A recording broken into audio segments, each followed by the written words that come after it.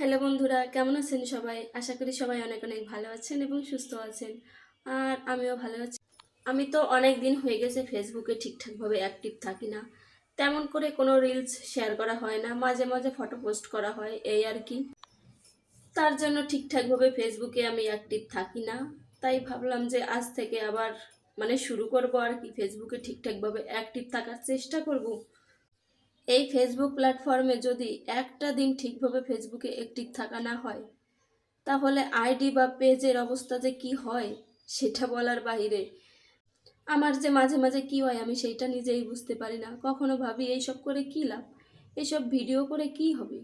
আবার মাঝে মাঝে মনে হয় ফেসবুকে একটু ঠিকঠাকভাবে অ্যাক্টিভ থাকি, আবার কোথা থেকে কি হয়ে যায় আমি নিজেও বুঝতে পারি না। তার জন্য আমার প্রোফাইলটার অবস্থা খুবই খারাপ।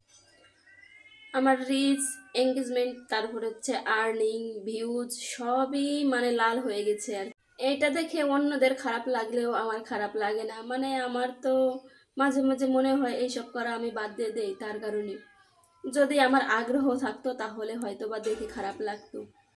মানুষ মনিটাইজেশন না পেলেও কাজ করার কত আগ্রহ দেখায়, আর আমি মনিটাইজেশন পেয়েছি তারপরেও কাজ করার কোনোই আগ্রহ নেই। মাঝে মাঝে মাথায় ভূত চাপে, তারপরে একটু ফেসবুকে ঠিকঠাকভাবে অ্যাক্টিভ থাকি। আমি তো অনেক মানুষেরই ভিডিও দেখি, তাদের কত আগ্রহ ভিডিও করার জন্য, কিন্তু আমার তেমন কোনো আগ্রহই নেই। যা করি সেইটুক হচ্ছে আমার আগ্রহের বাইরে থেকে করি। তা না হলে এতদিন আমি একটা ভালো পজিশনে যেতে পারতাম। এখন আমার প্রোফাইলের যে অবস্থা তা বলার বাহিরে। এটা দেখলে পরে যে কারো কান্না আসতে পারে, কিন্তু আমার আসে না।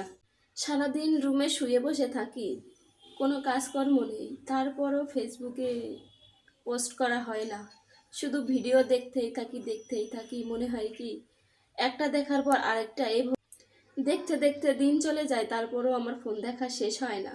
ফোনের প্রতি এমন একটা নেশা জন্মে গেছে আমার, কি বলবো বলার বাহিরে।